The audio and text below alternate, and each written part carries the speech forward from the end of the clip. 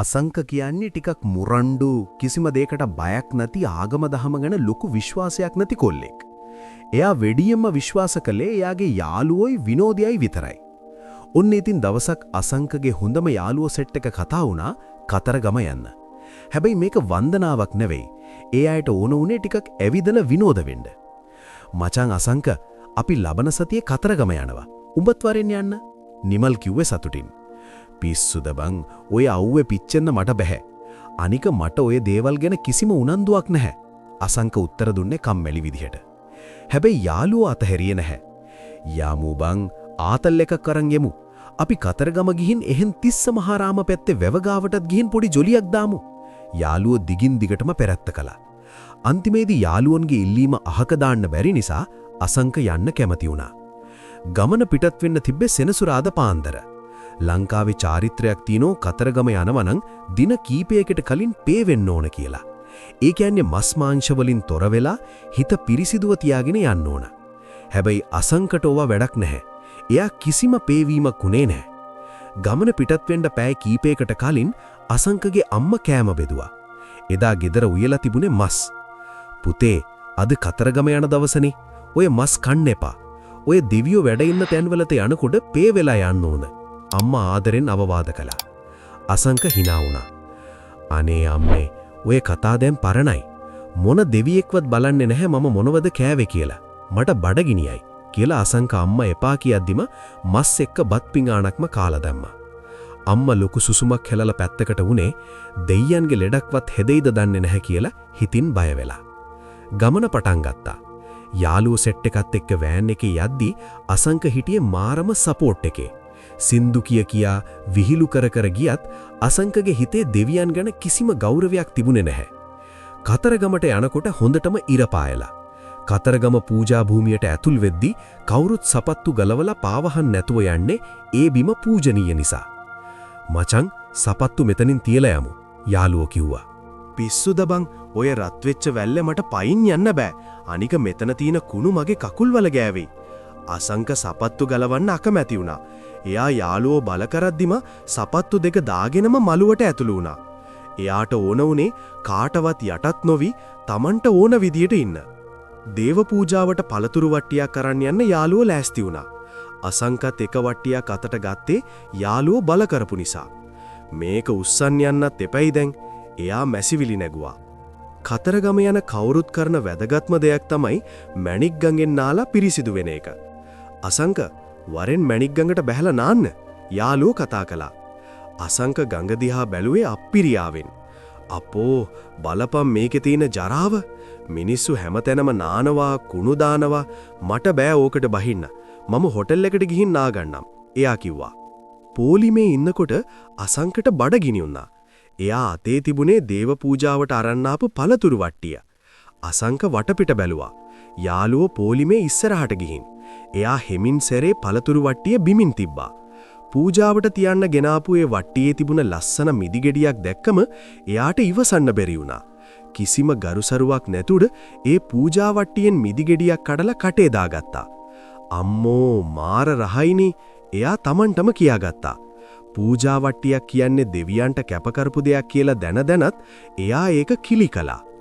පූජාව ඉවර වෙලා කට්ටියම ආපහු එන්න ලෑස්ති වුණා. වෑන් එකට නැග්ග වෙලාවෙ ඉඳන් අසංකට මොකක්දෝ අමුත්තක් දැනෙන්න ගත්තා. මුලින්ම යාගේ අත්වල පොඩි කැසීමක් ආවා. මොකද බම් මේ අත කසන්නේ? මදුරුවෙක්වත් කෑවද? එයා යාළුවෙකුගෙන් ඇහුවා. හැබැයි ඒක මදුරුවෙක් කාපු කැසීමක් නෙවෙයි. ටික වෙලාවක් යද්දි ඇඟ පුරාම අමුතු විදියට කසන්න ගත්තා. ගෙදර එනකොට අසංකගේ මුළු ඇඟම රතු වෙලා පොඩි පොඩි බිබිලි දාන්න පටන් අරන්. අසංක හිතුවේ මේක අසාත්මිකතාවයක් කියලා. පහුවදා උදේ වෙනකොට තත්වය දරුණු වුණා. මේ බිබිලි සාමාන්‍යව නෙවෙයි. ඒවා හරිම වේදනාකාරී. අසංක වහාම ડોක්ටර් කෙනෙක් ගාවට ගියා. ડોක්ටර් බෙහෙත් දුන්නා, ක්‍රීම් වර්ග දුන්නා. මේක සතියකින් හොඳ වෙයි ડોක්ටර් කිව්වා. හැබැයි සතියක් ගියත් මේක හොඳ වුණේ නැහැ. දවසින් දවස බිබිලි වැඩි වුණා මිසක් අඩු වුණේ නැහැ. අසංකට රැට නිදා ගන්නත් බැහැ. ඔන්න ඔය අතරේ තමයි එයාට අමුතු හීනයක් පේන්න ගත්තේ. එදා රෑ අසංක දැක්කේ හරිම බය හිතන හීනයක්. කරුවල තැනක එයා තනියම ඉන්නවා. එක පාරටම ලොකු සද්දයක් ඇහුණා. එයා ඉස්සරහට මතු වුණේ ලස්සන හැබැයි හරිම තේජවන්ත පෙනුමක් තියෙන මොනරෙක්. ඒ මොනරා අසංක දිහා බැලුවේ හරිම තරහින් වගේ. ඒ ඇස් දෙකෙන් ගිනි පිට වෙනවා වගේ අසංකට දෙනුණා. අසංක හීනෙන් බය වෙලා කෑ ගහගෙන හැරුණා. ඇඟ පුරාම දාඩිය දාලා බිබිලි තවත් දැවිල්ල ගන්නවා. අසංකට එකපාරටම අම්මා කියපු කතාව මතක් වුණා. කතරගම ගිය වෙලාවේ එයා කරපු වැරද්ද එකින් එක එයාගේ හිතට වද දෙන්න ගත්තා. මම දෙවියන්ට අපහාස කළාද? මම ඒ ශුද්ධ භූමිය කෙලසුවාද?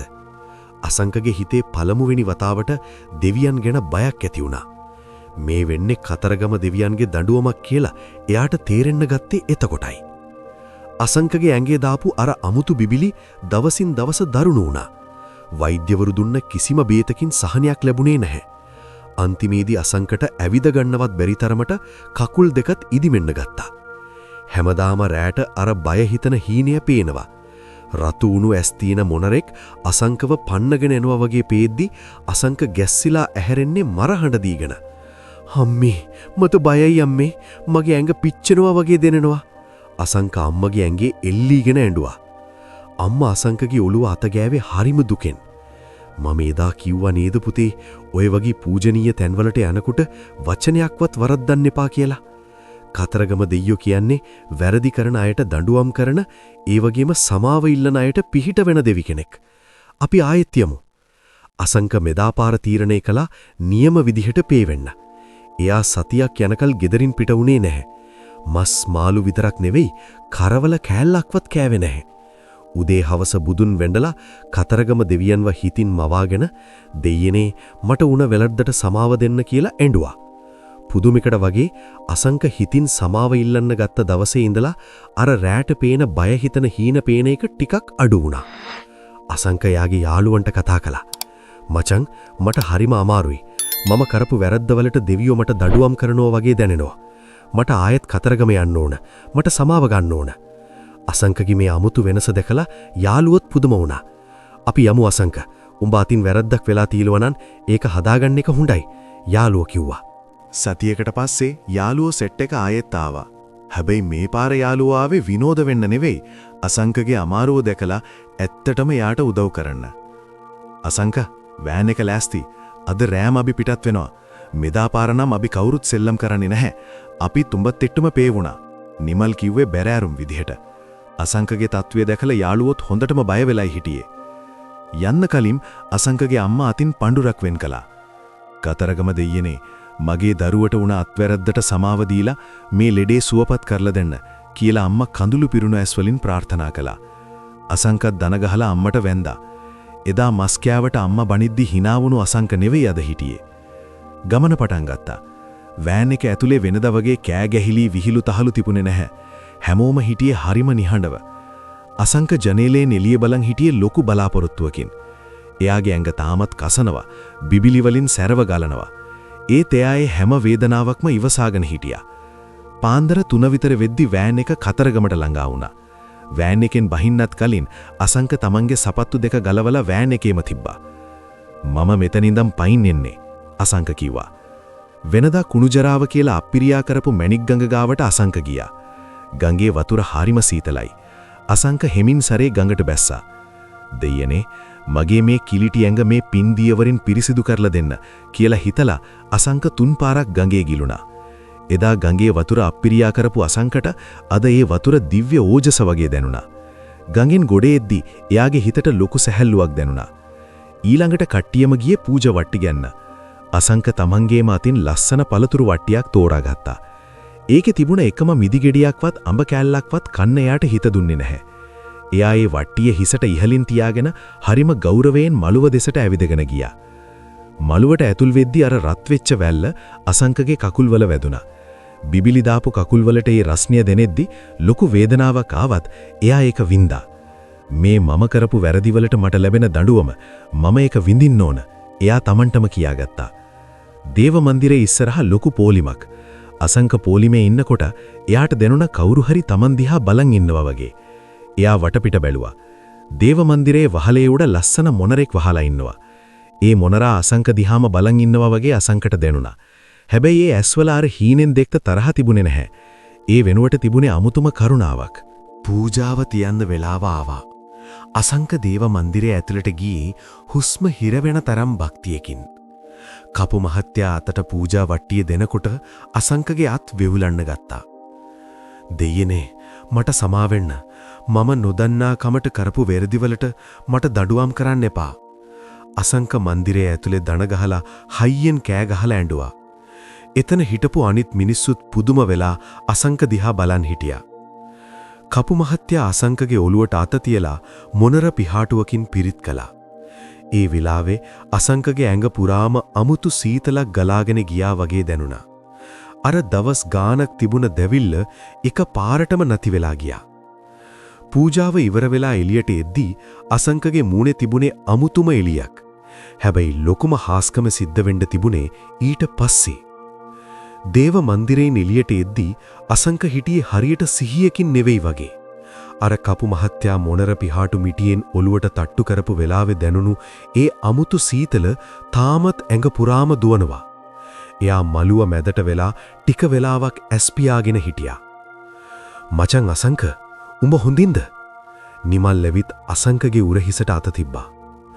අසංක හිමින් ඇස්සරියා. "මචං, මට අමුතුයි බං. අර දැවිල්ල දැන් නෑ වගේ." අසංක කිව්වේ පුදුමෙන්. එයා හෙමින් සැරේ Tamanගේ අද්දිහා බැලුවා. අර රතු වෙලා ඉදිමිලා තිබුණු බිබිලි වෙල පාට ටිකක් අඩු වෙලා වගේ එයාට දැනුණා. හැබැයි ඒක එයාගේ හිතේ ඇතිවුණු හැඟීමක්ද නැත්නම් ඇත්තටම වුණු දෙයක්ද කියලා එයාට හිතාගන්න බැරි වුණා.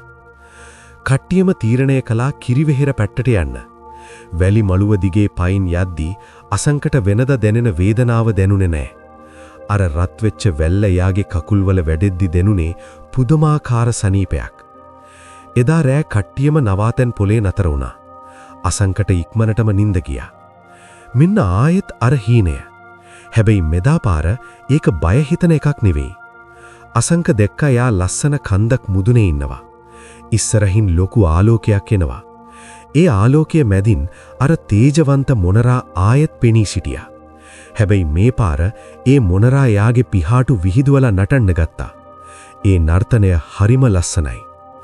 නටලා ඉවර වුණු මොනරා අසංක ගාවට ඇවිත් බිම වැටිලා තිබුණු එක පිහාටුවක් එයාගේ හොටෙන් අරන් අසංකගේ අතින් තිබ්බා. ඒ එක්කම අසංකට ඇහුණා ගාම්භීර හඬක්. "නුඹේ දේහය පිරිසිදුයි. හිත පිරිසිදු කරගනින්." අසංක ගැස්සිලා ඇහැරුණා. වෙලාව පාන්දර 4යි. එයා ඉක්මනට ලයිට් එක දාලා Tamanගේ අත් දෙක දිහා බලද්දි එයාට Tamanගේ ඇස් අදාහගන්න බැරි වුණා. ඊයේ දවල් වෙනකල් සැරව ගලමින් රතු වෙලා තිබුණු බිබිලි දැන් වේලිලා ගිහින්. එයා වහාම කණ්ණාඩිය ගාවට ගිහින් මුළු ඇඟම බලද්දි මුළු ඇඟේම තිබුණු අර දරුණු කුෂ්ඨ ගතිය 70ක් විතර සනීප වෙලා. මචං නැගිටපන්." අසංක යාළුවන්ට කෑ ගැහුවා.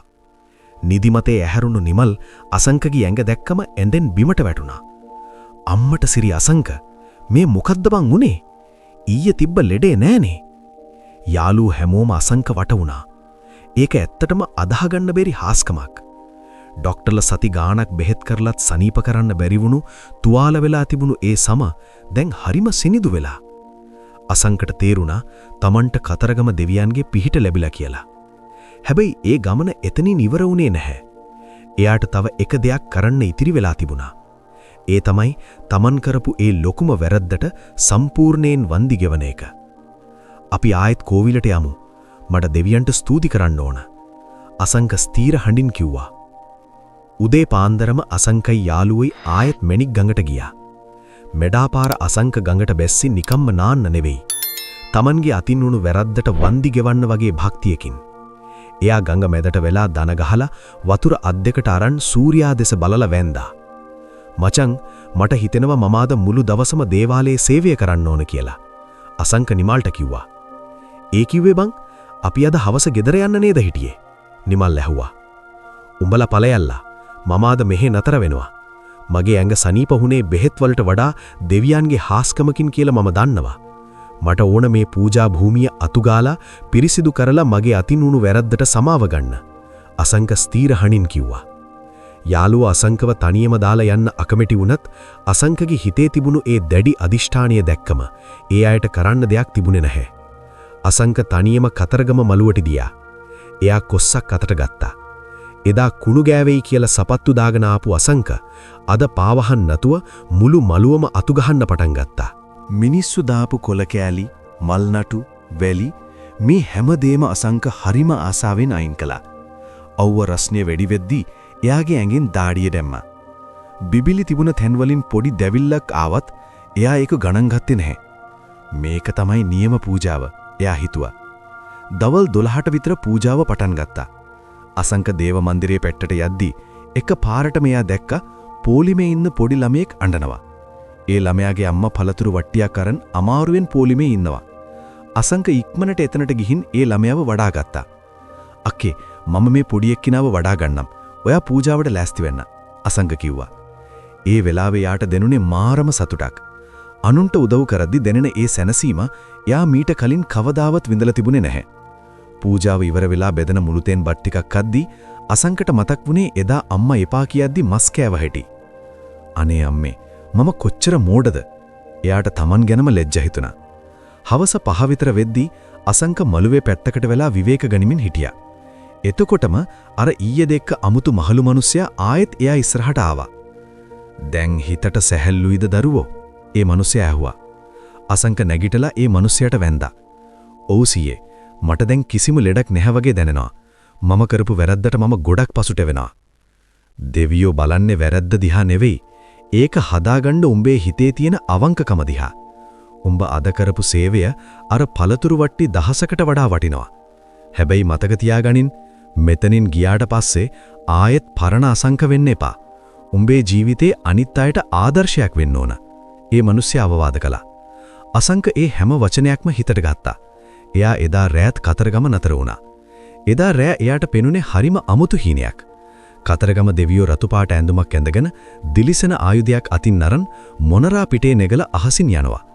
එයා අසංක දිහා බලලා එකපාරක් hina වුණා. ඒ hinaවෙන් අසංකට දැනුනේ උඹට මම සමාව දුන්නා කියන පණිවිඩේ වගේ.